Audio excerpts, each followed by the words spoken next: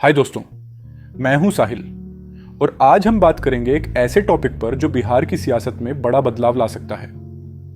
Topic है CPI ML party का Bihar election 2025 में क्या होगा, कितनी सीटें जीत सकती हैं और इसके स्ट्रॉन्ग और वीक पॉइंट्स क्या हैं। आज 18 मार्च 2025 है और बिहार विधानसभा चुनाव कुछ महीने दूर हैं। हम ये भी देखेंगे कि दीपंकर भट्टाचार्य की क्या भूमिका होगी। कुछ खास नेताओं जैसे ओराई से आफताब आलम, गायघाट से जितेंद्र यादव और मुजफ्फरपुर से सूरज कुमार सिंह का क्या रोल हो सकता है, और अगर ये पार्टी आरजेडी कांग्रेस के साथ गठबंधन में लड़ी तो किन सीटों पर जीत संभव है। तो चलिए फैक्ट्स और डेटा के साथ शुरू करते हैं। सबसे पहले सीपीआई एमएल की अब तक की परफॉर्मेंस देखते हैं। 2020 में इसने 19 सीटों पर लड़कर 12 जीती थी, यानी 63% स्ट्राइक रेट। फिर 2024 के लोकसभा चुनाव में महागठबंधन के साथ इसने 3 में से 2 सीटें, आरा और कराकट, जीती। अब 2025 की बात करें, अगर सीपीआई एमएल आरजेडी और कांग्रेस के साथ गठबंधन में रहती है तो इसे 20 से 25 सीटें मिल सकती हैं। पिछले रिकॉर्ड के आधार पर 10 से 15 सीटें जीतने की संभावना है, लेकिन इसमें दीपंकर भट्टाचार्य का रोल अहम होगा। पार्टी के जनरल सेक्रेटरी के तौर पर वो स्ट्रेटजी बनाएंगे, युवा और मजदूर वोटर्स को जोड़ेंगे और अपने साफ इमेज से पार्टी को मजबूती देंगे। अब कुछ खास सीटों और नेताओं की बात करते हैं। 2020 में सीपीआई एमएल को 3.16% वोट शेयर मिला था, जो भोजपुर, मगध और सीवान जैसे इलाकों में केंद्रित था। गठबंधन में ये कुछ सीटें जीत सकती हैं, जैसे तर्रारी, सुदामा प्रसाद का गढ़, पालीगंज, संदीप सौरभ की मजबूत पकड़, डुमरांव, पिछला मार्जिन 48,000 वोट्स, बलरामपुर महबूब आलम का क्षेत्र और कराकट लोकसभा जीत का असर।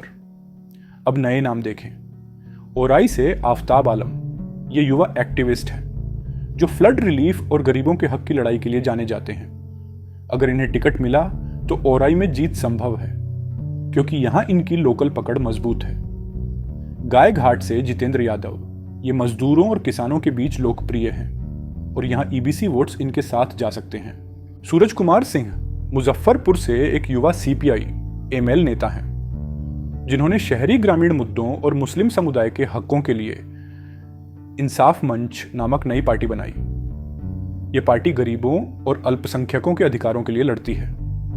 एनडीए की मजबूत मौजूदगी के बावजूद उनकी सक्रियता उन्हें एक मजबूत दावेदार बनाती है।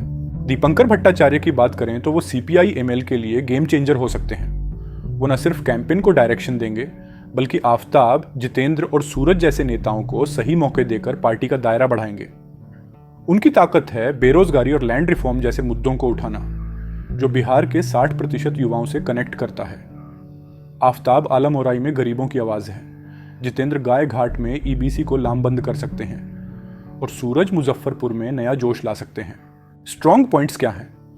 पहला, कैडर बेस्ड संगठन। दूसरा, ईबीसी और दलित वोट्स में पकड़। तीसरा, दीपंकर की स्ट्रैटेजी और युवा लीडरशिप। कमजोरियां? पहली, सीमित पहुंच, शहरी इलाकों में कम असर। दूसरी, गठबंधन पर निर्भरता। तीसरी, बड़े चेहरों की कमी। चौथी, एनडीए का पैसा और संगठन। तो सवाल यह है, क्या दीपंकर और उनकी टीम सीपीआई एमएल को 15 सीटों तक ले जा पाएंगे? क्या आफताब, जितेंद्र और सूरज जैसे चेहरे नई उम्मीद जगाएंगे, या एनडीए की मशीनरी इसे कुचल देगी? ये वक्त बताएगा। दोस्तों, सीपीआई एमएल एक जुझारू पार्टी है। 2025 में ये क्या करेगी, ये नतीजों पर निर्भर है। तुम क्या सोचते हो? क्या ये बिहार की सियासत में नया रंग लाएगी? अपने विचार बताना। तब तक सच को परखते रहो। नमस्ते।